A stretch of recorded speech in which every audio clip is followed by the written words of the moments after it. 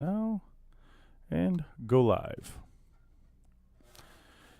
Hey everybody, this is the Bachelor Pad Radio, Facebook Live. We're coming a couple minutes late due to the guy with the lime green hat. He had a little issue with the world and a train and Chinese food, all kinds of. It was Lemony Snicket actually wrote a book series about me called A Series of Unfortunate Events.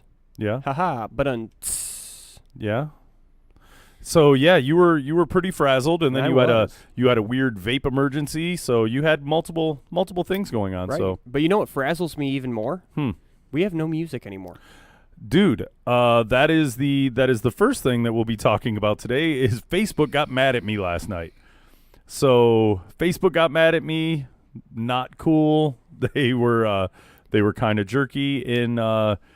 I had the Kid Frost playing for a couple minutes before, just because I get weird and themed in music. So I was Right. joking with a kid who came in, and he looked like, he came off straight out of a lowrider magazine. He's not Hispanic, but he comes in with, a black knit cap and this, and kind of like, What you choloed got out. against Nick Caps? No, Man? I don't know. What It's you talking about? dude. If Wait I a had one, minute. I'd probably rock one.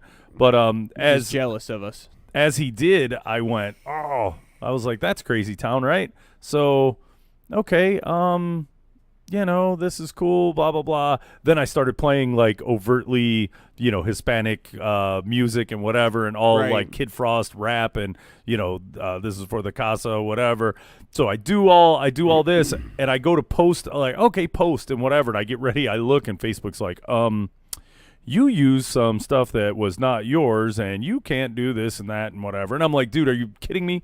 Kid Frost wouldn't like a little, like, hey, man, Right. dude, I love that song. I miss that song. So at least on YouTube, you've got, royalty-free music. And I know even from being on the air that if you play like 10 to 20 seconds of something as an intro or an outro, you can't be charged for that. You're Right. not in, copyright infringement land or whatever. So, So they didn't. So I did the only self-respecting thing. We recorded also. So I uploaded it to YouTube, did whatever, and then put it back on Facebook. And when I'll show you, yahoos.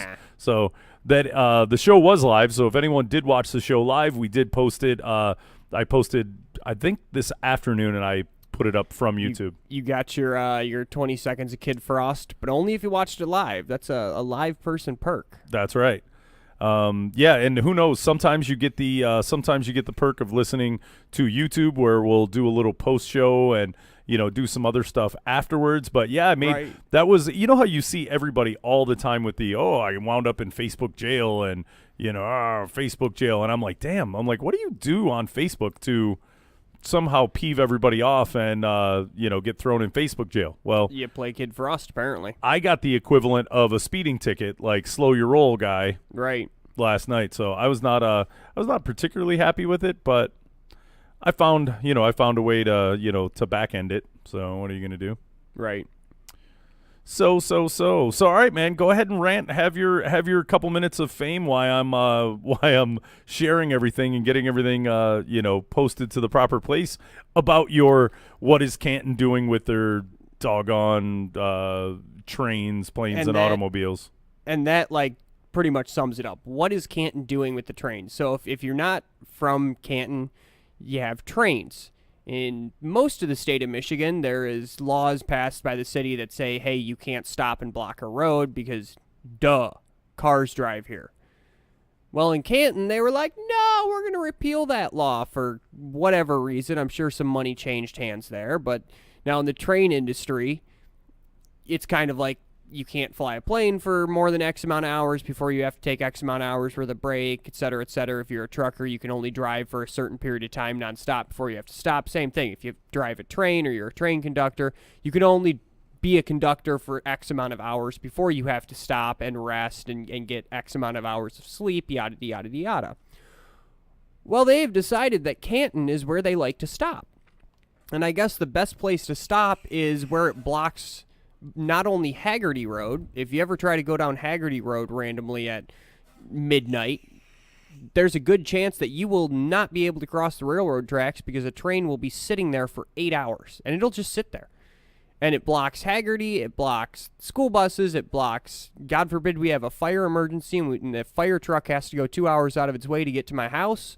Because, I'm sure my house is just going to be like, no, I'll stop burning for the 5-10 minutes it's going to take you that you got to reroute because this train is sitting here. The train can't just keep going for a couple hundred feet and then stop. It's got to stop on the railroad tracks. So what would be your random libertarian view on this? That we should build bridges to drive over said things? Because Canton is a weird flatland. They are kind of progressive with you notice we don't have power lines like everywhere Right. else. They run the majority of everything that can be underground. Sure. So, it makes it look a little bit better. They've got underground, wiring for, just about everything. But yes, there are, multiple, and there aren't that many in Canton because I guess we have that crossing. There's one in the very south, but that actually goes into another city. So those are really the only areas that really hinder us, right? Right. That we have railroad tracks. The other ones are in Plymouth and whatever. So I guess that's the one place. You figure they would have built a drive around or something, Right. a different way to get around it. And that would be that you don't have to go 5-10 minutes out of your way to do. And that would be the real, because this is where libertarianism, it gets pretty tricky, right? Because we're small government, which means are we going to regulate the trains? Well, no, because that's kind of against everything we stand for. We want businesses to do what businesses do. In a perfect society, this wouldn't be an issue because I'd find out which train that is, and I'd make sure I never do business with them. And if you make enough people mad and they all stop doing business with you, you don't have enough money to run your train anymore. So the problem goes away. That's kind of how I would handle it. Now, in our society, we like to say things like, oh, we're going to boycott that, and then we just don't. And the company goes, you can be mad all you want, but you're still going to Walmart. Yeah, Everybody's mad at Walmart, but we all still go to Walmart. I mean, I don't unless I absolutely have to, just because it's not in like super close proximity, and it's not a great, shopping experience for me. But if you had a Walmart across the street from your house, you'd go to Walmart. Yeah, I'd be there every day. I'd Exactly. probably get a secondary job there. Exactly. Be like, dude, I got to be able to do this That's better what than I'm y'all. saying. We have kind of let our country go to this point where money does rule all, and as long as you give the corporation money, they're not going to stop doing what's making you mad because they're still making money. So if you really want it to change, you need to actually stop going there. All these people saying, oh, I'm going to protest the NFL. There's probably half the NFL watchers have at one point or another said, I'm not going to watch the NFL. I remember the Lions were really bad and people were calling into the radio stations, I'm not going to watch the team till the Fords sell the team. You're all watching them now and the Fords still own the team. So Well, and that's kind of good because I do have a problem, and it was funny. Dude, okay, I'm kind of glad you. Hi Marlene, how are you, Miss? I like your little profile picture. You look very nice. Huh? I knew where this is going. Well, this it was kind of funny because you know how we touched on the thing with Monique, right? Yep. Dude, TMZ. I don't know what you watch or what you. Dude, I don't watch any TV. Okay, so you don't watch anything, you don't do whatever, but and I guess that's my part of things that I have to stay, up on all this. You stay up on the TV, I'll stay up on the politics. There you go. And as I go through, and boom, and then they had Monique, and then they had other people chime in, like the Wendy Williamses of the world, and everybody, and they were like, damn. I mean, I get it, but why am I going to get rid of my Netflix and whatever because you didn't get paid? And everything we talked about, kind of, no problem, miss. I saw all the things we talked about, and now all these other outlets are talking about them. Dude, and not like I thought, or not like this is some amazing claim to fame, but most of the things we talk about are being regurgitated on the news like the following day. Yeah. So I'm able to look, source, and find out what's going to be semi-topical, what we can clown on, anything that we feel talk-worthy. And then I'm catching it 1 to 2 days later on regular network TV and whatever, which is kind of why I think, the regular, just cheesy news that we get here is kind of obsolete. Like if we can, you and I in a brain trust, you have a full-time job, I have a job, we do all kinds of stuff, kind of lump in a few things together that we think are talk-worthy talk about it, maybe kind of in an off-kilter way, but Right. more common, more in a common man's way.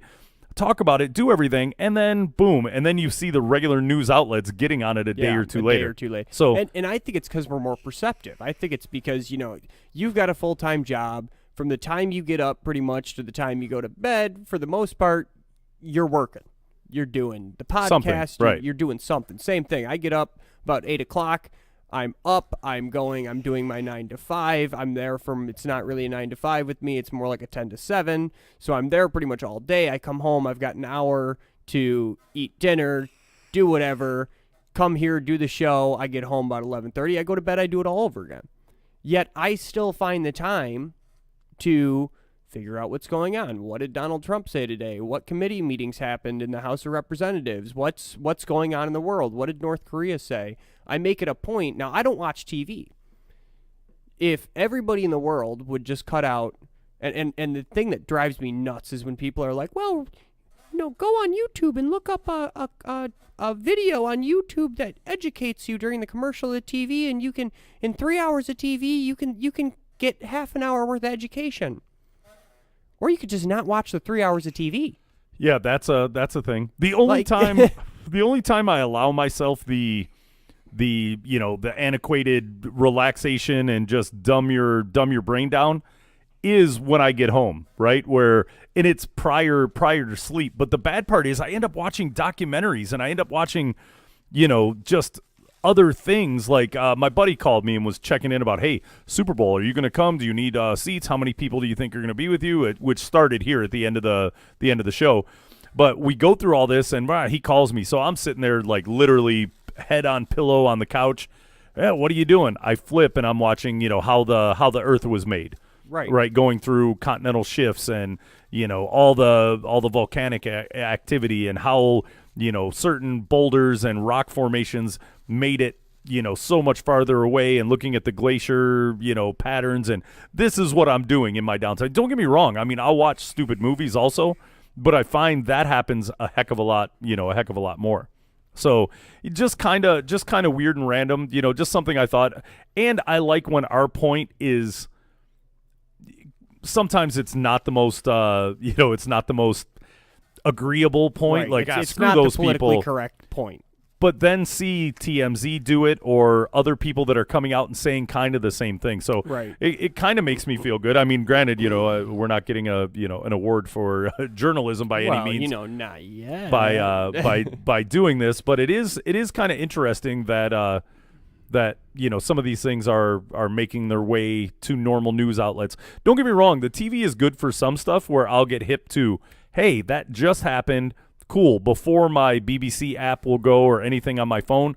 So, I mean, there is a reason for it, and at least I can be in disagreement with what's going on, and then it will go, I can't believe what these idiot talking heads say, and then I'll go source information. So, if anything, it's a good boost for me, because I listen and I'm like, okay, I'm not that smart, but I know what you're saying is leaving a lot left open to interpretation. Right. That's how I felt with the Bill Nye Science Show. I was like, I feel like there's something you're just not saying, and then I went and did my own research. Yeah. No, and good for Bill, because he made me do my own research. That's right. And some of the things, and it's funny too. One of the things we'll get into a little bit later, and you with your dude, everything I do is in shorthand, right? I can't spell. I'm hooked on phonics, and I send you just a note list, right? So I go, maybe as you're dodging a train, eating your Chinese food, or doing whatever it is you're doing. And I did look up some stuff. And you'll go ahead and be able to look and go, oh, this is what this Yahoo wants to talk about, right? Right. And you fact check me with, it's, Gary, do you mean Gary Vanderhook? And I'm like, dude, I hooked on phonics. Gary Vanderchuck, right? So I just say it the way that it was, and I'm typing it while I'm like, hey, what's up, buddy? What do you need? You need milk and honey? Whatever. And you fact check me. I'm like, you I kind bastard. of figured that that's who you meant, but I was also like, Jake does a lot of things on Facebook, and he, there's this famous guy with a similar name, and he could be talking about that, or there could be some random guy, and he's like, no, you idiot. There's some weird dude from Pensacola, Florida that was Shout out to Pensacola. Yeah, hey, Pensacola. Dude, I worked in Pensacola. No way. I did. Okay. Dude, in the beverage business, I found myself in all the cool nooks and crannies. All right. Well, did you ever go to Timbuktu? Timbuktu, like as in like a themed restaurant there, or the actual Timbuktu? The actual Timbuktu. No, I kept it. Pretty localized here. And All right. Well, we're gonna have to do a radio show one day from Timbuktu. where is Timbuktu? I don't know, but we're gonna find it. We're gonna find it. We're gonna find I guess it. that's the whole point. When you wind up somewhere, you go, "Where the hell am I?" You're in We're in Timbuktu. Timbuktu. All right. So the first. This is a good quest. I could do that. All right. So the very first thing today, as I'm looking around for interesting semi-topical things, I run into a former football players band together in support of legal marijuana, right? And I was like, that's crazy. Because I see Ricky Williams, right? I'm a Texas guy, so I'm like, there's Ricky, right? He doesn't have the dreadlocks anymore. But then as I go through it, Ricky and they kind is my of spirit animal. yeah, he's a good man. But it's kind of weird. So I look at this, and this is the first time that it's been brought to my attention. Obviously, with all the legalized, the issues going on with legalized marijuana, and the Department of Justice trying to take us back, even further. And a few of these things. So this is what I found, and let me make sure now with my new cool sound meter.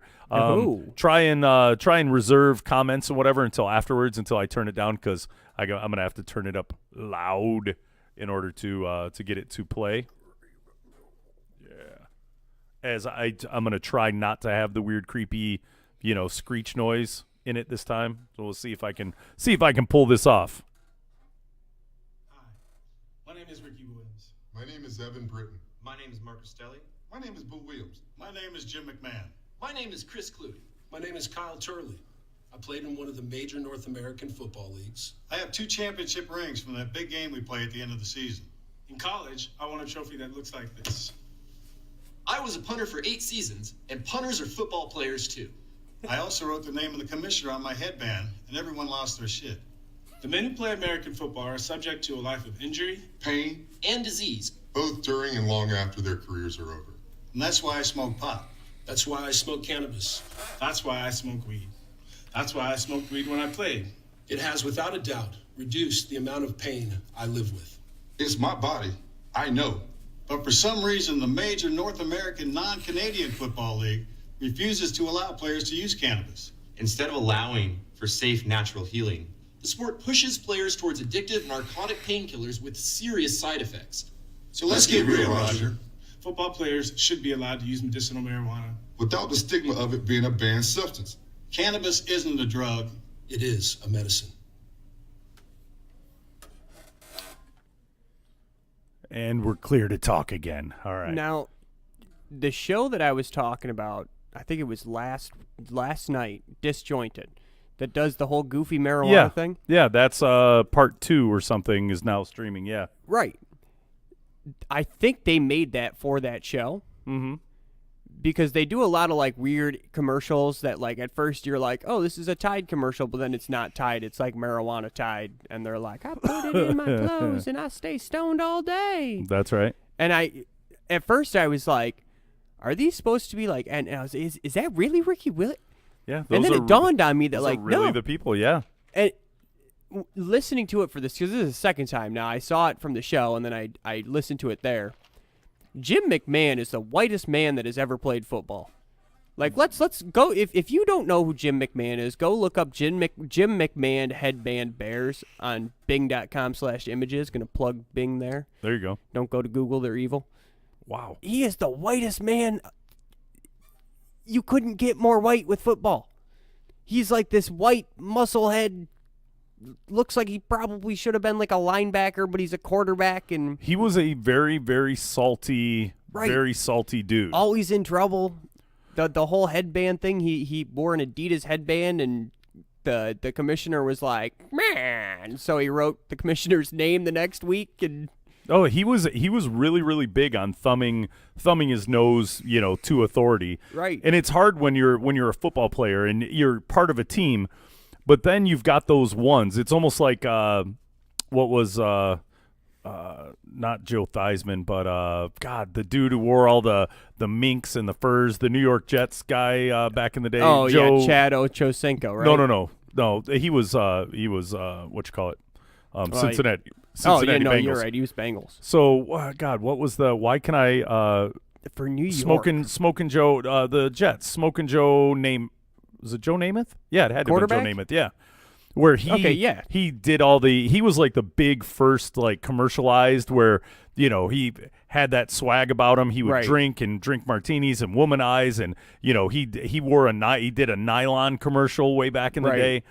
And they were like, dude, you need to calm down and you need to do whatever. He had antics on the sidelines, off the field. Sure. So it is weird when you get somebody who is a, kind of a character outside of the team. You'd like everyone to just yes sir, no sir, and, play ball and do some of those things. But that is a good grouping of post players that came out and, Ricky Williams was like, that's why I did it while I played. Yeah. I mean, he got his third deal. He's like indefinitely suspended, and his response was pretty much, all right, cool. I'm going to go on the beach in Miami, live in a tent, and smoke weed. I got millions, dude. Yeah, F you. And do you remember everyone coming out and I can't believe he'd give up all this, and everyone was putting, for marijuana, right? And he had the dreadlocks and he was very, very pro and advocate-y, back then, but it was actually so he did a documentary, which if you're pro marijuana and you're pro this non-Canadian North American Football League, I love the way they said that. that was a good dance around. That was great. You got to watch the Ricky Williams documentary on Netflix, because it is like he talks about like why did he actually leave, and it wasn't so much marijuana as it was like the health benefits that he was getting from the marijuana. And he's like, look, I'd get home from a game and everything hurts, and like I had to smoke. Painkillers were not doing it. Well, and it's funny now because we look at the dude, it drives me crazy because I watch the news today, right? And this is another a good point of it, because I watched regular news and we had whoever is in charge of. And it wasn't Daniel Craig, right? So it wasn't like Detroit PD. So it either had to be DEA or whoever. Sure. And they, and he's a very stern dude, right? Like definitely not somebody I'd like to, to meet on the wrong side of. I feel like that's a criteria for being like the head of the DEA, is that you just look mean. Yeah, no, he's a mean looking. They're like, you've fellow. never arrested anyone, and you snort cocaine in the back, but you look really mean. So here, go out on camera. Yeah, no, he was kind, and it goes into the opioid side of things, right?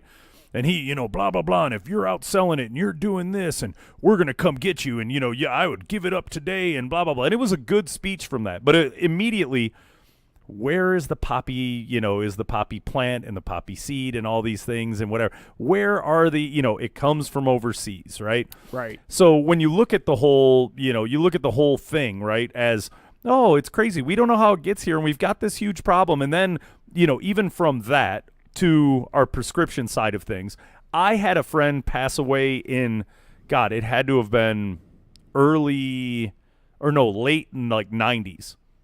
And I was in a place where people were selling, black marketed, pills. Like your kids somehow had to, they got a trip coming up and we need to sell M&Ms, buy this candy bar for little Johnny, was about the same like relevance of, hey man, you need Vicodin, Xannies, this. It had been going on since the late 90s, at least that I was aware, and I'm sure it was going on before that. I hear stories through the 70s and 80s and a bunch of other stuff where, oh yeah, you'd go to a party and there'd just be a fishbowl, Quaaludes and this and that. So the issue's been going on for a long time.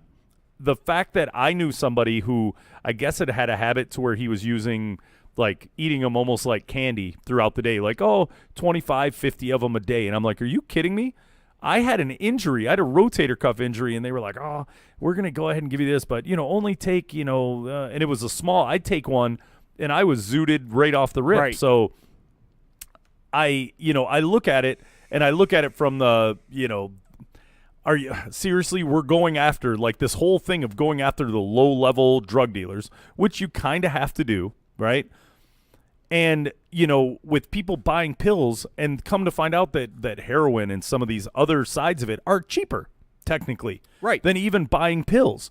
And the fact that you can get your hands on it, which is bizarre to me, like heroin, that seems like something you see in movies, but I guess it really exists. And like people, if somebody put a gun to your head right now and said, Jake, you need to go buy heroin, Would you know where to go? I would have no clue. I would have. I don't know anybody to call for that. Now, ironically, I did know people through association, and this is, I guess, association, but like, I think it's part of the benefit of growing.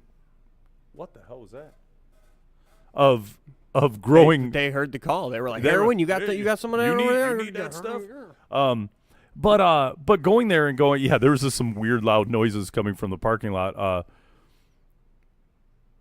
Yeah, no, and the amount of scripts that are being written, and yeah, I mean, I had a situation where I had an injury and they prescribed me, opiate based painkiller and said, oh, we'll schedule, for surgery. That was in 2009.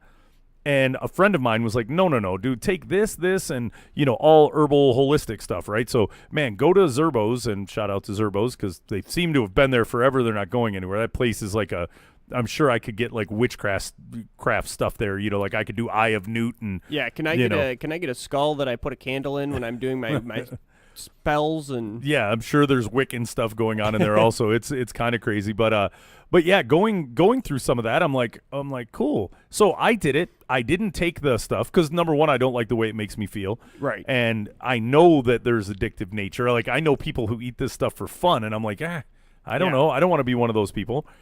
And then I knew people back in the day, and it was like my buddy. And don't get me wrong, I'm not a goddamn, churchgoer for crying out loud, right? I had friends and we smoked the weeds, right? And we would drink and smoke the weeds, and maybe we would do, a smidgen of mind expansion. On average, how many marijuanas did you inject in a day? Yeah, there were a couple. And again, even then, I was a low level, user. Right. I guess it was my friends had it, and I just seemed to talk and say really weird stuff after. Right. And they were like, "Let's get Jake some." Yeah, let's get him some of this, and yeah, he'll be fun to be around. And I was known to be kind of crafty. I could protect people if things got weird, right? So, but I had friends at that time where they were like, man, so and so, man, he's dabbling in this, and man, when you does the the heroin or whatever, and I was like, are you kidding me? Guess what? None of them are alive and with us today. Right. I don't know the education level or at what level we would need to that we would need to know or to educate people, or if people even care, right? And we're going to get further into this because I've got another thing on here. We're going to jump and go over the social media, but there's a lawmaker who said let OD victims die and to save money. And this is somebody out of Ohio, right? Now, this is part of our sociopathic hour, right? Because this is probably not going to be and it was weird because I was looking at messages that were left on this, as this story just kind of grew and everyone chimed in on it, that, a lot of people are like, no, dude, if you want help, go get help and whatever. But, the druggie who's sleeping behind a building and doing whatever and can't leave it alone and can't, just stop. That they're saying that the thing that they have, whatever that new, what is it, Narcan or narco or not narco, but there's something like an antidote. So if you're ODing, paramedics will show up and they will and they'll give you this.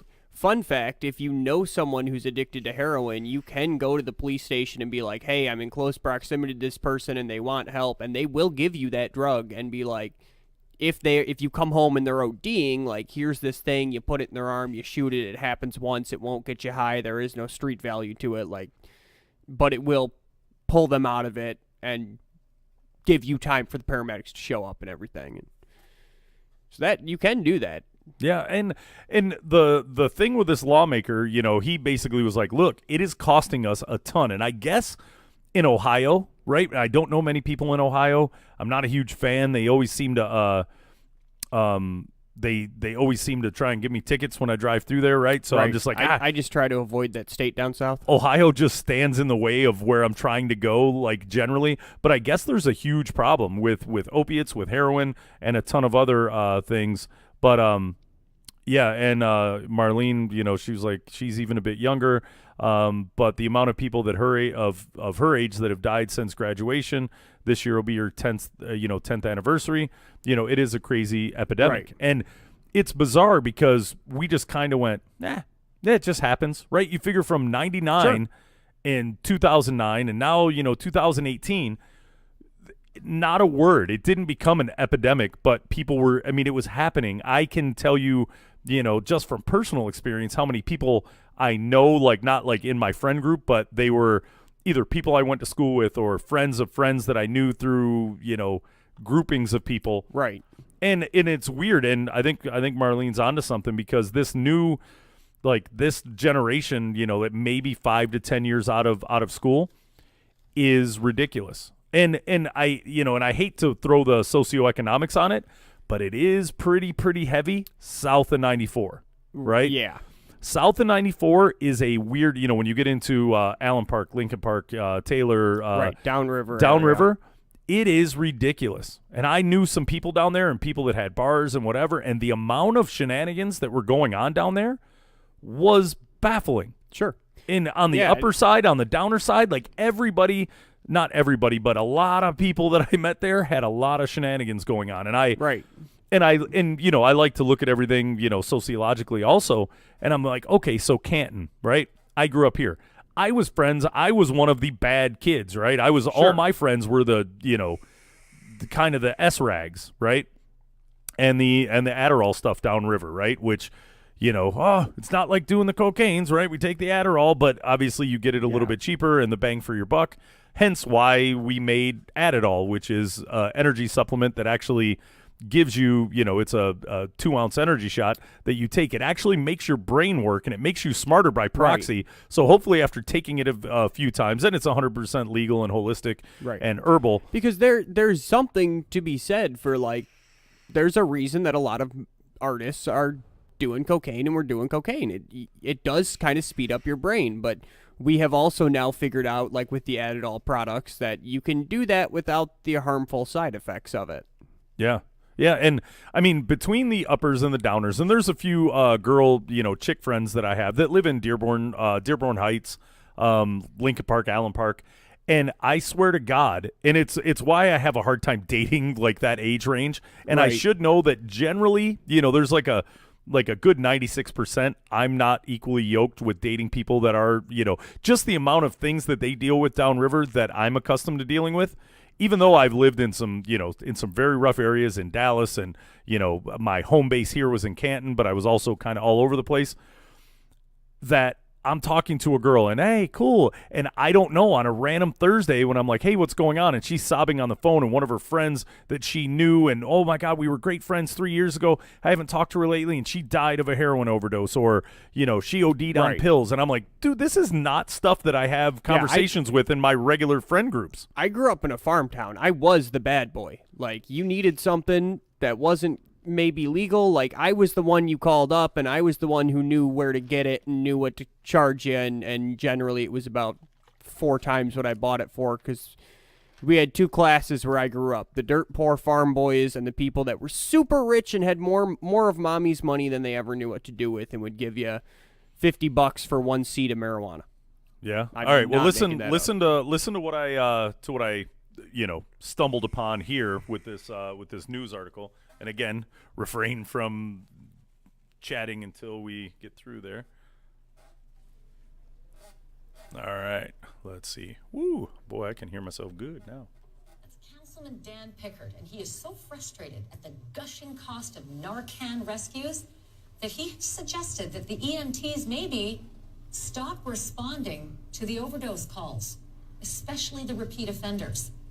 He's recommending that rescued addicts make a mandatory court appearance and do community service to pay back what they cost the town. And if they don't show up, there would be no repeat rescue. He does admit that jail is not the answer. That doesn't resolve the drug issue. What it does, though, I hope, is that it scares these people from coming to Middletown and doing drugs. So I want the word to get out.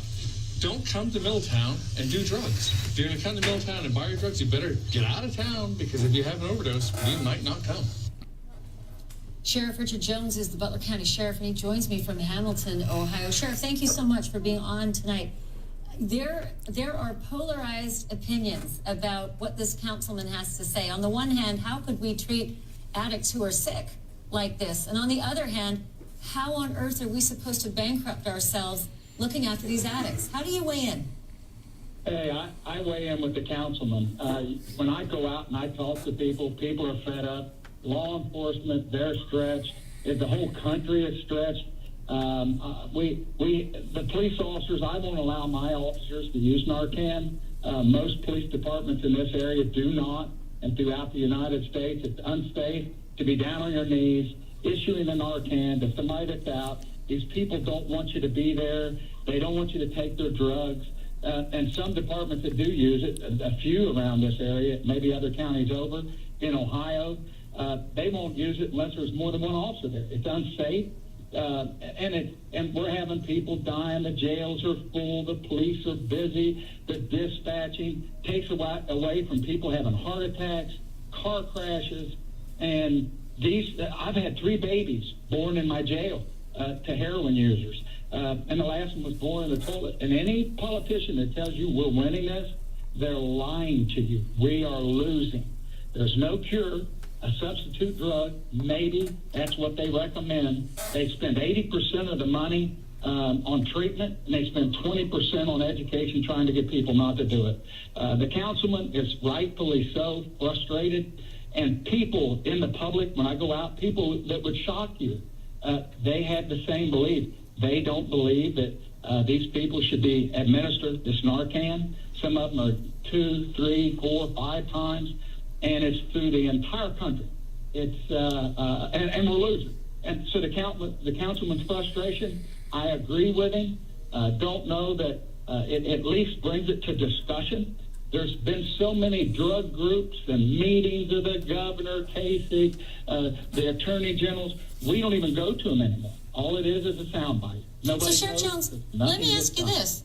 I hear it in your voice. And sure. I'm hearing it in a lot of voices. There is anger and frustration, and it doesn't sound right to say, let him die. It just doesn't sound humane. It doesn't sound American. But at the same time, I can see these people in these small towns saying, don't cut my kid's kindergarten so we can save all these people with Narcan, sometimes 5, 6, 7 different times for the same person. But in Ohio, you've got that duty to act. That's the law. You can't pick and choose between the patients. How do you get around that? No, you can't. It is the law.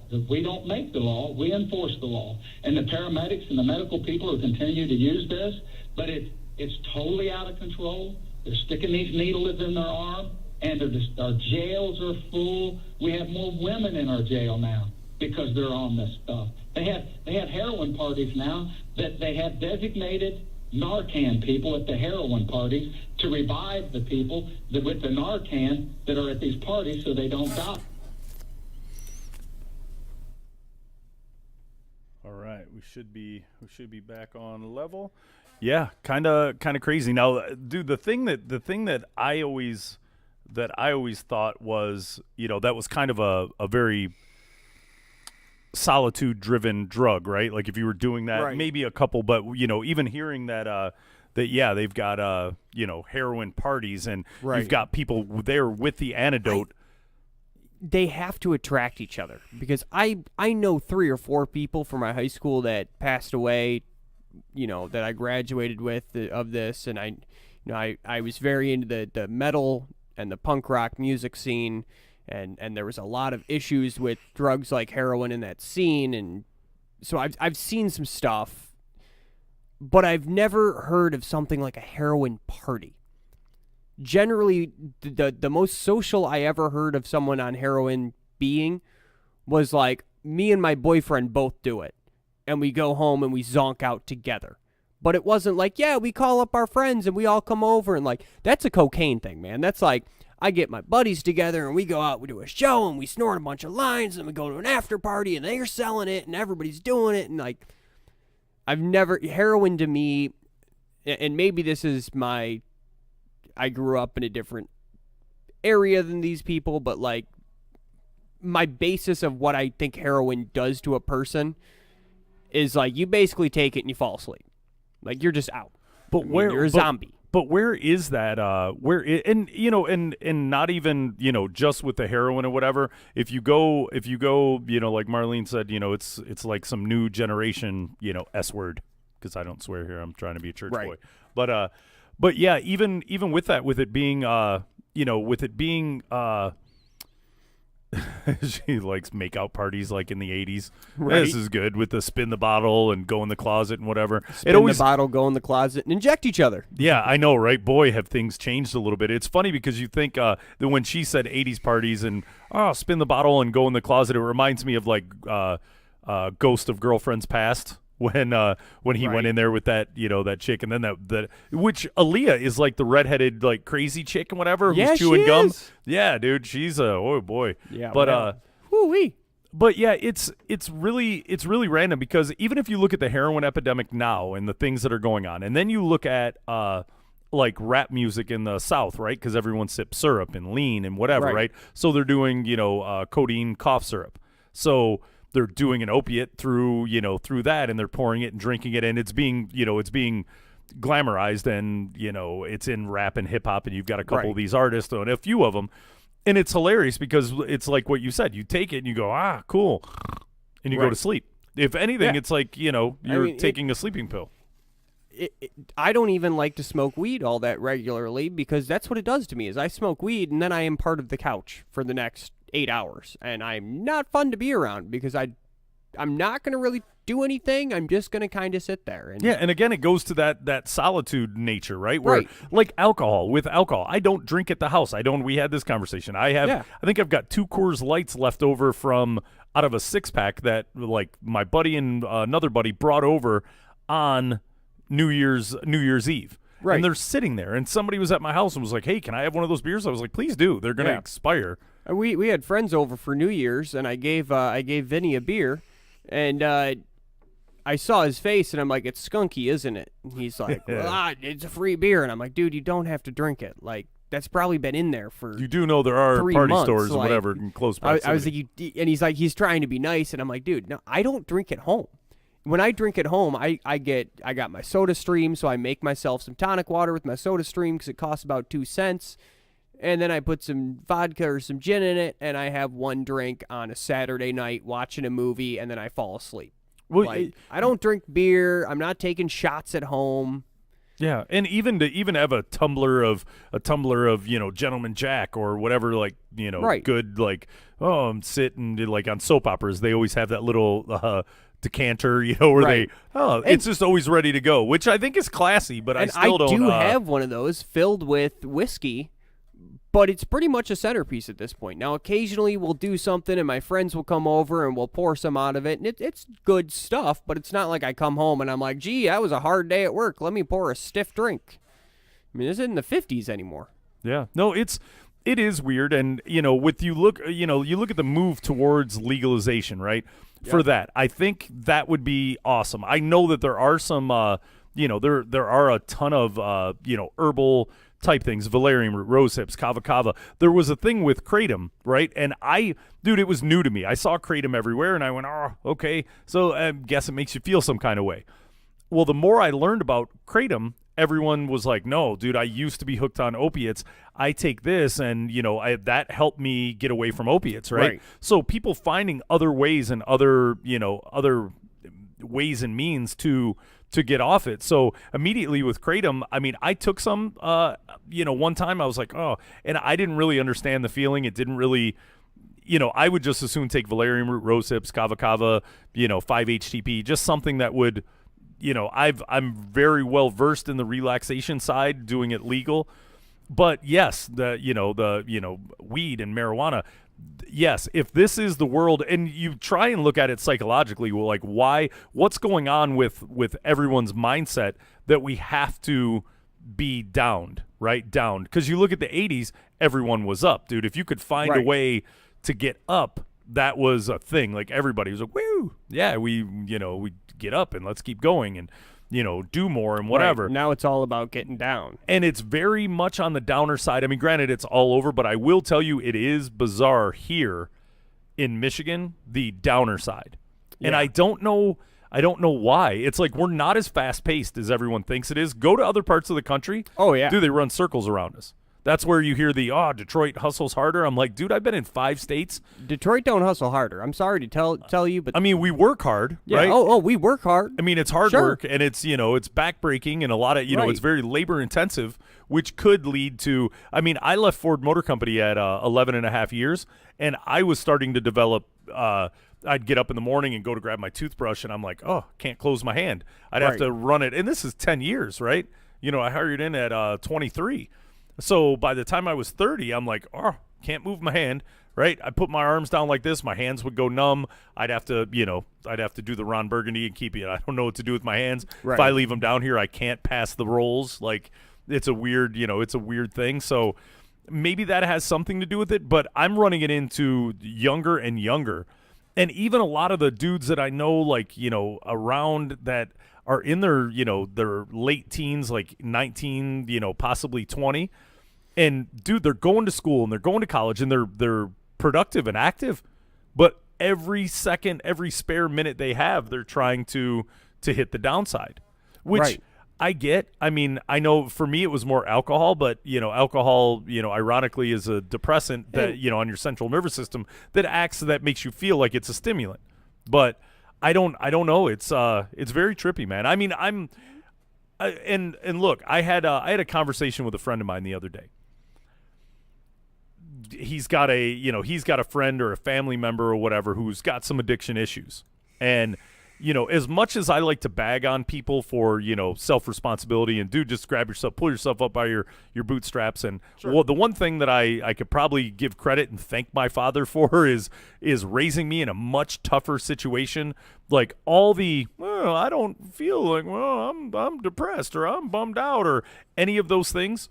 Were not allowed, right? You do whatever, and all those things were just drilled in. And granted, it wasn't always the greatest experience, but I am a lot harder than most of the people I know. Like, oh my God, I had this. Like your train, you're outside shooting smack because you got stuck behind a train, and you feel guilty, which you should for coming in 10, 15 minutes late to the show, but. But there's also the side of it, right, where I think most of my generation would walk in here and blame the train. And I think that's a huge difference between our generations, is that your generation comes in and goes, I'm an idiot. I didn't leave 15 minutes early, which is what I'm walking in going, had I left 15 minutes early when I was supposed to and not dicked around, I would have been here just fine. Dude, you And know the how many train would have texts been I like, was gonna... Man, I'm pissed about the train and but I was going to text you everything from I hope to God you're taking the biggest gluten-free, bread allergy poo right now to be late. But every time I did, Aaliyah was screeching and making weird noises, and I was like, God, I'm not even going to yell at you anymore. Right. If I do anything and it makes you, if it makes you, and Marlene was like, oh, you should have left 10 minutes ago. That's right. Yeah. See? But no, that's the big difference is that, Self-accountability. And I do it, in my job too, right? So I had a hard time. Everybody I've ever employed is older than me. Because every time I'd interview someone that was my age, they could not. I mean, you give them the standard interview questions. What was a decision that you had to make that was really hard? And they'd tell you and you go, how could you have made that decision better? Wow. Critical thinking. Like, I can give you 15 things today that I wish I did better. I can give you 15 things the last hour that I wish I did better. If you can't give me one thing that you wish you did better, it tells me that you're blaming the wrong thing. You're blaming the train here. And you don't understand the concept of trying to be the best version of you. Right. And did I know the train can stop there? Yes. So why didn't I leave 15 minutes early? Why didn't I just go out the back way? Because I know the train goes through it. And here's the, Al being late is the mother of invention. How about, dude, if you did now, number one, I don't know if Waze shows that, but if you did a Trains Are the Devil app, right? And I don't care if you charged a penny for it, right? Right. They'd buy you some new knit caps or whatever. Hey, man. But always need new knit caps. That's all right, dude. Always.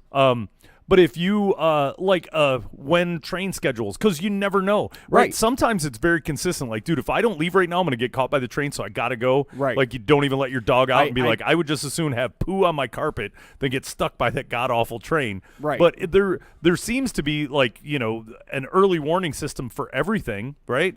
Like even an app that would be like train will be at this road at this time or this, to where you had an idea like, oh crap, I really got to know that's going to be there, so I'm going to go around it. Yep, screw this cup of coffee. I'm going to get out in front of that train. And to kind of tie it all the way back around into heroin. Right? Yeah, that's an interesting swing, but go ahead, It's going to be an interesting swing. To tie it all the way back around into heroin, I'm very big on self-accountability. It's part of my political philosophy. It's part of my personal philosophy.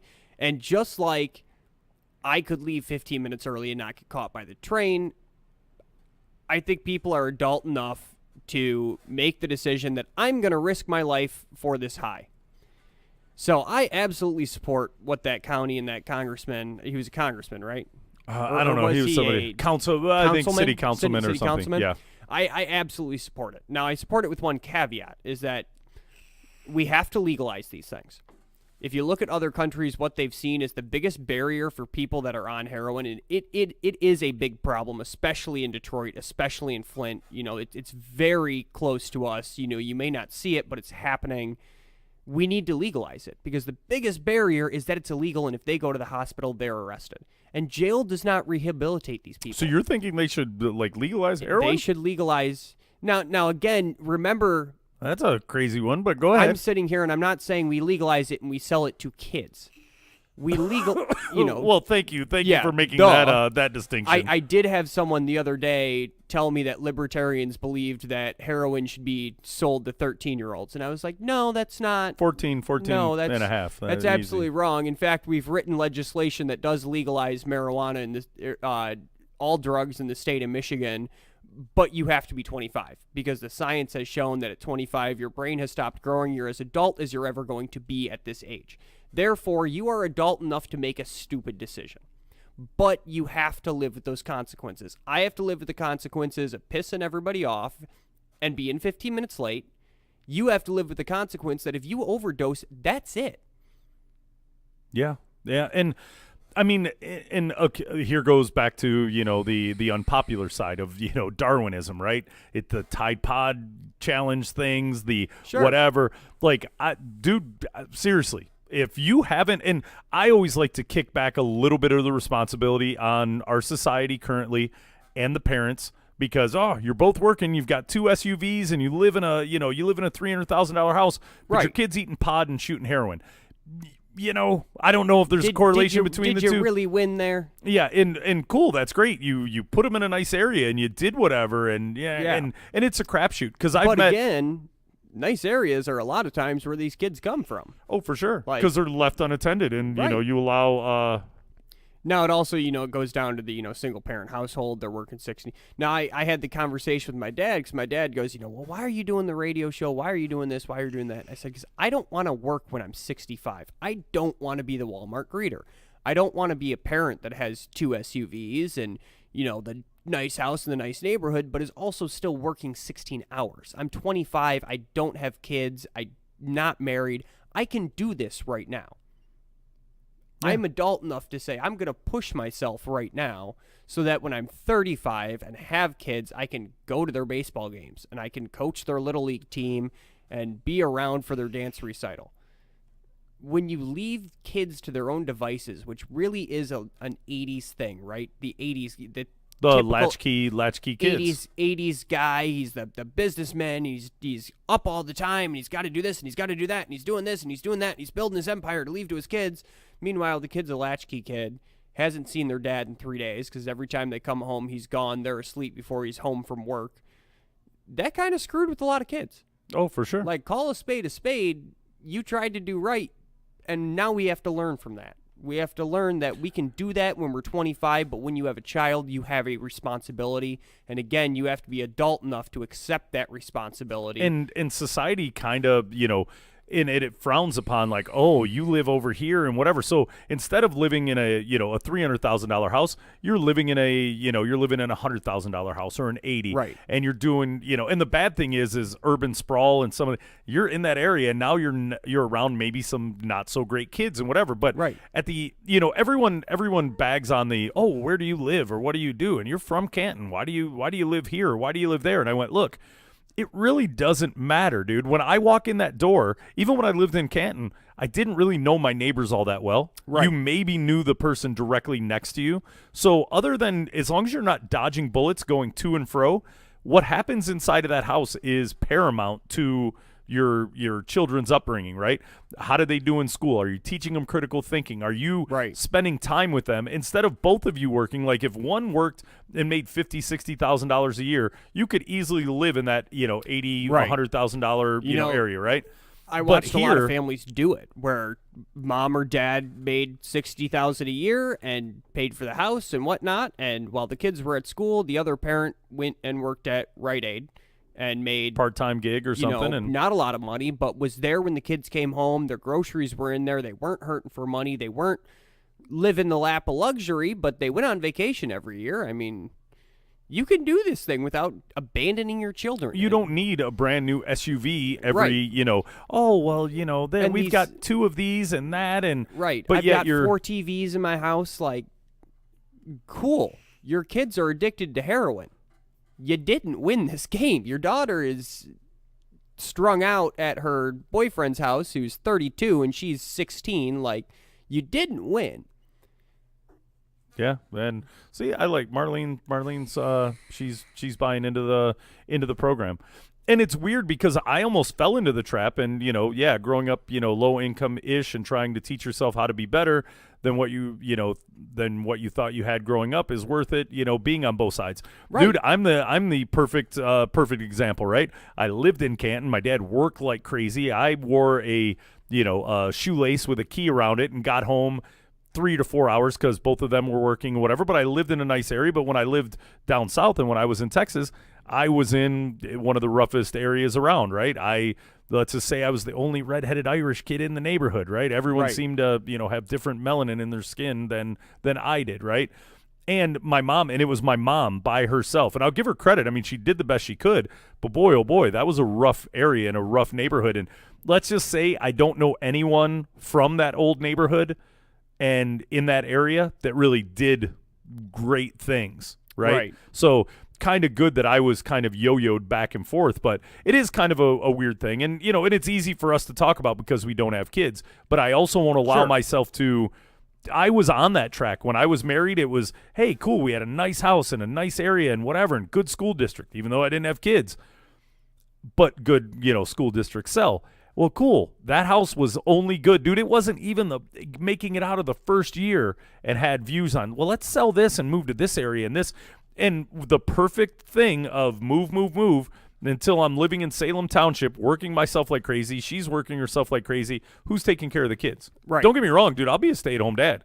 I will sit. I'm already watching Wendy Williams and I'll tell you, that's like my goal in life is that the woman I marry has some CEO job, and I get to be stay-at-home dad and sit there and take care of the kids. Dude, with my weird set of knowledge, right, just because I'm so into everything social and, attempted critical thinking about all these things from sociological experiments and everything to, like, teach a kid how to think about things and, dude, it would be pretty neat. And here goes to the last point we were gonna make.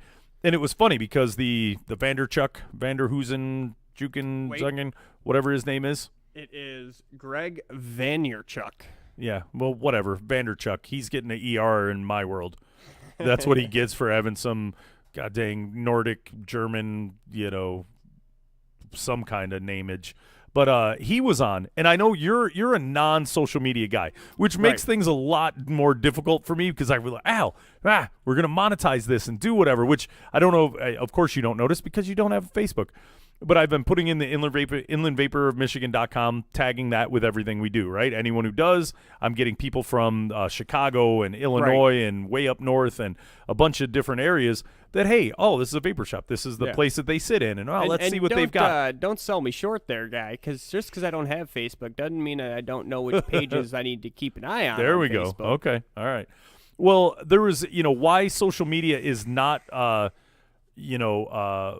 running us, right? And you had it was an Ask Gary V, and he's an interesting guy. And I think if you listen to this or you look at the the information that we posted on the Bachelor Pad Facebook page, he's an interesting guy, right? He's kind of self-made, millionaire, going on almost billionaire with all the things that he's dealing with. He's a very blue collar, get up and go, no excuses kind of guy, right? And it's funny because you listen to a lot of the you're listening to two talking heads, right? Anyone who's on TV is as bad as our congressman or senator who doesn't know the actual price of a gallon of milk because you have a maid or somebody else does all these things. You've got aides and assistants. You're kind of out of touch, Wait, right? you have AIDS? Yes. Okay. Just a little bit, though. All right, just baby AIDS. All right. Well, I kind of have AIDS. Like Aaliyah was an aide for my dogs. She was my dog sitter. There you go. But I can't. I thought you were going a different way. I was, you try to get rid of her. She keeps coming back. Yeah, she's a lot. She's a lot like she's a lot like the AIDS. All right, so this is the the Vanderchuckness with his stuff, and it's weird because he gets into it with a lot of kids, right? We just kind of gave a weird. Our view on we're talking to parents and listen to our view. Yeah, we don't have we're kids, two guys but we that don't know have what we're kids. talking about. But it is kind of weird because everyone's like, oh, the whole thing about social media following you home if you're getting bullied. But then if you were getting bullied or you had no friends back in when, like 10, 15 years ago in school, you went home, you were isolated, right? Right. Your whole everything was your homeroom class and the people you were around in school. Then if you weren't cool there, it wasn't. It's not like now you've got a gaming friend and you've got some dude. My brother's got friends that he's known from Arizona and Alaska and crap that he played video games with, and they met up at conventions and whatever. It's not like they hang out every Tuesday. I got a snowboarder friend that I met playing the original Skate online that was like 5 years younger than me when I was in high school, but was a cool guy, and we ended up meeting when I was in my 20s, and he had just graduated. We ended up at the same ski resort. We recognized each other from Facebook. That was back when I had Facebook. I was gonna say this was the Facebook days. Yep. All right, so give this a listen. This is kind of interesting. I thought it topical because it played on views. I seem to pay attention to those with kids, even though I don't have any, or at least none that has come knocking on my door. I'm waiting for the There you go. the redheaded Well, kid. if the court can't prove it, it's not yours. That's right.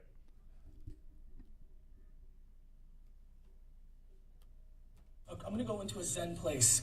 I think the biggest issue in the world is that a lot of people's parents, unlike Tamara and Sasha Vaynerchuk, who did it for me, don't instill confidence in their children, and then those kids don't think they can do it. I'm not joking. Most people, when they ask me a question, are asking me to give them encouragement to go for it because their parents didn't build their self-esteem. Okay, that's a little bit respectfully outside your field of expertise. I totally disagree. I mean, look, but you're like, come on, like it's like an opinion. I have one, you have one. Well, listen, that's fine. That's your opinion. Now I'm going to set you straight. Okay.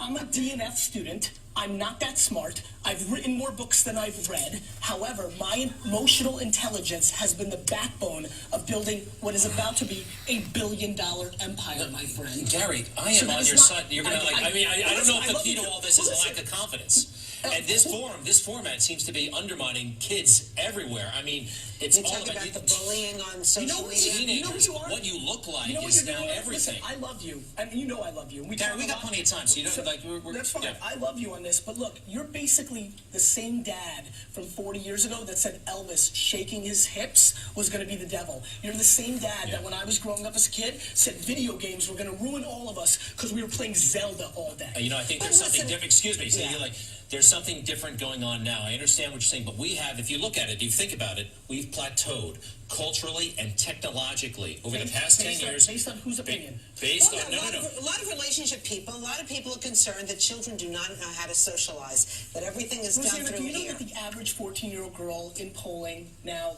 claims to have 4.1 best friends and only a decade ago had 1.1 because now they have friends on Twitch and Snapchat and all these other places because kids 20 years ago, if they got unlucky and got picked on at school, had no outlet. Yeah, no, actually, they could go home. Now the bullying follows you home with all these apps. Let me ask you a question. Yeah, sure. This is evolution.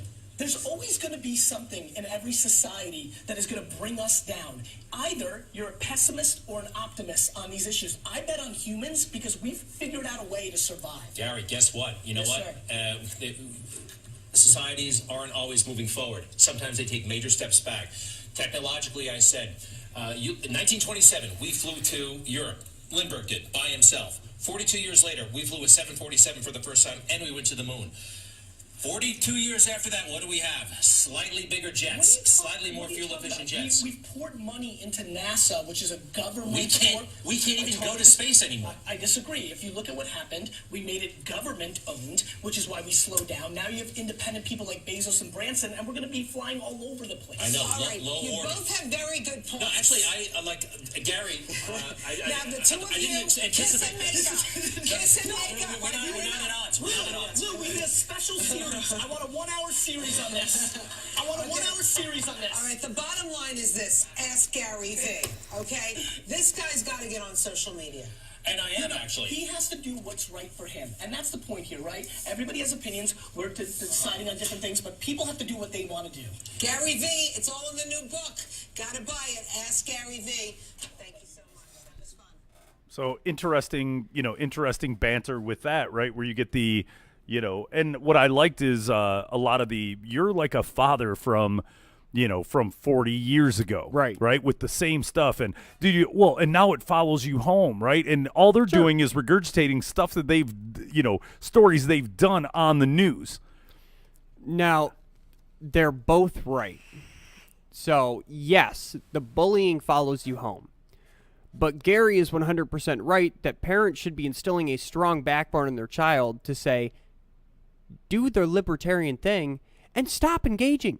Get rid of your social media. You don't want to be bullied on social media. Don't have social media. Right. Because I'm not their parent. I'm not going to make them come stop. Now, we're trying to do things with the government, and I hate this, and creating laws to legislate things that we don't need to legislate. But we are trying to do things as a country where we legislate, if you're bullying someone online, it is harassment. It is illegal in this state. You cannot do that. You can be, if I call the police and say, Timmy is bullying my daughter, Timmy can go to juvie. He can be charged with harassment, especially if my daughter ends up going to counseling and has serious psychological issues.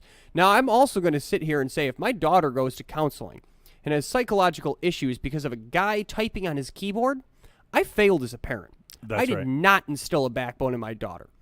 And did you hear he said his? Failed as kids, did you hear he said his emotional, his emotional IQ or his emotional, backbone? That was a line right along the lines of "I'm a very stable genius" to me. Well, I mean, no, and look, what a lot of people, another thing that gets thrown, just, so-and-so sensitive and whatever. I'm sure I was sensitive until my dad talked me out of it, right? I was a sensitive 10-year-old when, I'll give you a great example of this, instilling backbone in your children. We played, when we started the Dexter Little League. Sorry, Mr. and Mrs. Al. Al's airing the dirty laundry. Go right. ahead. In the first year, and this. Now, a lot of people would go, gee, that would be such an embarrassing story to tell. But I have a backbone, so it's not. We were undefeated going into the third game. First year of the league, we are destroying everybody in the league. We lost. It was a doubleheader. We won the first game. We lost the second game. I was crying. My teammates were crying because we lost. We lost a baseball game. It wasn't the championship game. It wasn't a high school game. It was Little League. And my dad sat us down and told all the parents to just go away for a minute. And my dad's a pretty imposing guy, so they were like, oh, okay. And they left. And my dad set us straight and said, you think this hurts? Then come back out here in 3 days in our next game and beat them. Win. And we won we won the championship game playing our last 2 games with 8 players. Now, if you don't know baseball, you need 9. We had 8 players. We had to put our 2 fastest guys in the outfield and told them to run everything down. We didn't want to lose because we had a backbone. That was our make or break moment where we were basically told, put up or shut up. And look, and that's part of parenting, and it's a shame because, my whole license for, I think people should have a license to have a kid, like, what is your, intellectual level? Do you have the ability to pass along good information to your kids and help them through these things? Or, maybe, She totally agrees with her new friend in the crazy hat. So you've got a fan in Marlene. The ladies seem to like this guy. I don't know. It's weird because I look like this. I know, I you're, don't get it. But you're tall. You get a ghetto pass. Yeah. but yeah, and Marlene, basically said, I can see both sides. Literally had my 15-year-old nephew come home, being isolated, and being bullied and, avoiding fights, that he had, Xbox Live and he had friends there. Yes, there were bullies, and it was pretty bad because, even I heard, even she had heard it, but it feels like, screw that troll. And, I have my other dude here playing a game with me, and I'm not taking that crap. Right. So right. you've got dual sides of it. And here's the thing. You're going to have cool kids. You're going to have, and cool kids, believe me, if everyone knew, like, I swear we should put together a weird, like movie thing of, looking at where does the jock and the cool, he ends up being bald and being a lush and working right. at the mill while, these kids that are going through that, like, there almost should be some, I mean, I'm a poster boy for it, right? I was bullied all throughout high school because I don't know when to stop talking, and I make people mad, and I was not the jock, and I didn't play football, and I didn't play sports in high school, and I was getting in trouble, and I was doing the drugs and playing the devil music, and I was the weird kid, right? Okay, well, now I'm the kid that lives in a 3-bedroom house in Canton and works for one of the best places in the country, and your kids are getting thrown out of Michigan State for partying too much, and they're working at Bush's in your hometown, living at your house. Yeah. Like, and there is an upside, right? But it would help if somebody had some guidance to right. look and understanding that not everybody at different phases in life is the same. And it's a shame. I seem to be, I was red hair and freckled, right? So if I didn't play football and do whatever, I actually looked at all the, oh, dude, I'm getting a bad rap, right? I'm getting laughed at, joked, and red hair, freckles, and all this stuff. So I did the only thing I possibly could, and I was raised by a pretty tough dude. Right. So I started boxing. I lifted weights. I played football because football players had, whether you were good, bad, or indifferent, you were on the team. You had a guaranteed like 22 friends, right? Right. Well, unless you were me. Unless you were you. And so you were part of something. So I kind of built this whole thing of trying to be popular and working my way through to where I was on the fringes because I'm not a normal dude. I'm a weird dude. I talk a lot. Granted, I try and hold it together here, but Jesus, when the mic's not on and Marlene knows she's been around me, I'm kind of a goof. I tell stories. I tell weird stories about myself and do whatever. Sometimes we say things and then we think, why did I just say that? And there's ways to work it out, but becoming emotionally strong. And this is why, look, I agree, the alphabet is important and your times tables are important, but we do not focus enough on psychology, right? And your personal psychology and your introspective psychology to deal with some of these things and to work through some of these issues. There's a million things that we just kind of, it's like the old joke of, oh, they teach you math and they teach you this, but they don't teach you how to balance a checkbook or how to deal with credit cards or what credit means. And that's good, right? So, okay, cool. So I can balance and I make my credit card payment. And I can balance a checkbook, but I still can't deal when my girlfriend breaks up with me, right? Right. And now I don't have the emotional intelligence when my boss tells me I need to work on, I need to shower every day, and I go home and I cry because my boss is mean to me. Like, no. And part of this, too, does lie in the schools. It's not all on the parents. The schools do have a small responsibility because as a parent, you are giving your child to the care of this place, and you have to at least expect that they're going to teach them something. Now, I'm not sitting here advocating that I don't have to parent, the school is parenting my child. That is absolutely wrong. But the victim shaming mentality that the schools have gotten into is abhorrent. If I get in a fight, if somebody's picking on me and they punch me in the face, I get the same punishment they do. That's telling these kids that are impressionable at 12, 11 years old that you're just worthless because you are no better than them. You don't have to fight. I mean, it's damaging the kid, and that's where it becomes even more important for the parents to come in and say, my kid did not do anything, not ground your kid when that happens. But see, you weren't technically there. Maybe he was joking with some other friends and whatever. And Sure. then, yes, the kid came up and punched him, but he did whatever, right? But Right. Even more than that, like again- conflict resolution, right? And how Right. I hate to like reference like Sherlock Holmes where he looks at a situation and sees this and this, and this guy's going to walk here. So he picks up a ping pong paddle and smacks this guy in the head. Like kind of how he looks into like, and I love the Sherlock Holmes movies, right? Sherlock Holmes is one of my favorite characters of all time. Dude, and even Robert Downey Jr. doing them was Right. pretty awesome.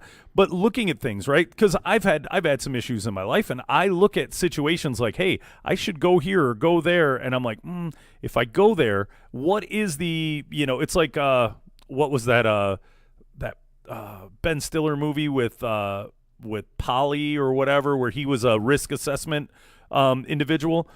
When you begin to look at, well, if I say this and I do this, and look at the domino effect of what you do, right? And it gives you a larger viewpoint of critical thinking, that if I do this and this happens, I'm not going to go with them, right? Or I'm not going to get myself in this situation. Or even you, like two people getting, this guy punches you, get into a fight, you didn't do it, he threw the first punch and whatever, well, you're both suspended. Well, okay. Very rarely were you just walking and the dude just jumped out like a puma Right. and attacked you. There Oh, was absolutely. something, right? Your friend groups and your whatever, right? Conflict resolution. And there's a lot of things that are being missed, and your parents aren't there, and you got my little Johnny never does anything wrong, right? You've got those parents. Then you've got others that you're liable to catch a belt and a whooping when you go home, and you may not have done anything there, but yeah, there were other teaching points that were ahead of it. And that's really where it comes down to, when I got in trouble in school, my parents knew I was telling the truth because they knew I wouldn't lie to them. Because anybody wearing that hat would not tell a lie. It's almost I like tell you what, man, it's almost a like magical hat. yeah. But you raise your Washington. kid right, and you teach them the morals and the values. And when I there was one specific situation that I got into where an autistic kid was getting picked on, and I stood up for him, and a guy punched me in the face for standing up for him, because that's the bully mentality, and especially where I grew up, that was the bully mentality, is I have to show you that I'm bigger than you. Now, my conflict resolution was, why did I put myself in that situation? Now, as I get older, I go, gee, this guy doesn't like me. I'm not going to go over to a party where he's at, because that's not a situation I need to be in. When you're 14, you see something wrong, you go stand up. That's where my parents were like, cool. You suspend my kid for 2 weeks. He'll go jump on the trampoline and play video games and eat chips because he did the right thing. And he's smart enough to come back and pick up where the curriculum left off. You know what you sound like is the chick who's in those Army commercials where she sees the girl getting picked on and rah, and she runs and does whatever. Yeah. So I think you missed your calling. You should be a really tall guy in the Army. That was my first career choice, was I wanted to fly planes in the Air Force. Couldn't fit in the cockpit. Turns out, 6'8" people, they don't. There is no division in the Air Force where they're like, we're going to make a special plane just for you. So if they had a basketball team, you would be. Yeah, I tell you wonderful. what, if I went to Air Force for basketball. Well, you know what I'm going to do? I think I'm going out tonight because my buddy called me and said, I got 3 days off and whatever. But he hasn't called, so there's a pretty good chance that he's night-night. So I may get away with not going out. But if I do, I may father a child tonight, just to prove to everybody that I can literally just raise a good little thing, and he's going to be smart. And he may not know all his ABCs, and he can't, I guarantee if he's my child, he will not be able to spell to save his life. He'll have one heck of a mouthpiece, but he will be able to think through situations, and he will avoid this, and So he's going to be me. He's going to be you, just short and more gingery. Scary thought, but I mean, if he comes out with my build and whatever, this is good. He'll have the ability to do stuff, but he won't. He'll avoid things like these are not the droids you're looking for. This is not the fight I'm looking for. So tonight. we'll get back to you tomorrow and see if I fathered a child, or at least gave it the old college try, and see how that worked out. Is that going to be our lead tomorrow? Hey, I might have a baby. Yeah. 9 months, we'll know. 9 months, we'll know. Or if it comes out ginger, it's mine. Here in a couple months, with hey, what? You remember me? Nope, I have no idea who you were. Was I drinking Jameson? What happened? But on that note, we're past our allotted time. We went deep into the well. We got a little bit topical today. Not a whole lot of dick and fart joke humor, which is good. Every now and again, we gotta highbrow it. Yeah, we got to get real in this radio, and then Don't worry, we'll get some dick and fart joke humor coming soon. See, that's what happens when I get up and I'm kind of proactive and I Right. go through and I post everything on there. I'll shoot you a deal of these are some of the talking points, which I felt were, the Gary, you can call it whatever, Gary blah, blah, blah, blah, blah, blah. Yeah. Wait, I got it here somewhere. Good night, Marlene. Thank you. And I'll tell Al if he had a Facebook, he could look at all the nice things you said about him and his kooky hat or whatever. But I don't need a Facebook to read the comments. you know, It is what are true. you've got like X-ray vision? You do have glasses and a You're knit not cap. supposed to. My disguise doesn't work if you tell everybody I'm super. Okay. But so now I got to move. cool. Well, thanks for hanging out with us, Marlene. You are our cool cyber friend. Although it's been a while since you chimed in, so let's get with it, sister. But So I want us all to say this as a group. Gary Vaynerchuk. no Van Yer. What is put a "you're" in the middle of it? No, It's Belarusian. I don't care what it is. It's shenanigans. I'm calling shenanigans. Well, on that note, I'm going to call shenanigans. This is the Bachelor Pad Live, Facebook Live, and all that stuff. And she'll be back tomorrow to see if I'm a daddy. I guarantee you somebody will be calling me daddy. I can guarantee you that. The rest of it, I don't know. But on that note, we are out for the evening. Good night, Marlene. Good night, Al. Good night, Jake. All right. Good night, Moon and Stars. That's right. 1, 2, 3, 4. Bing.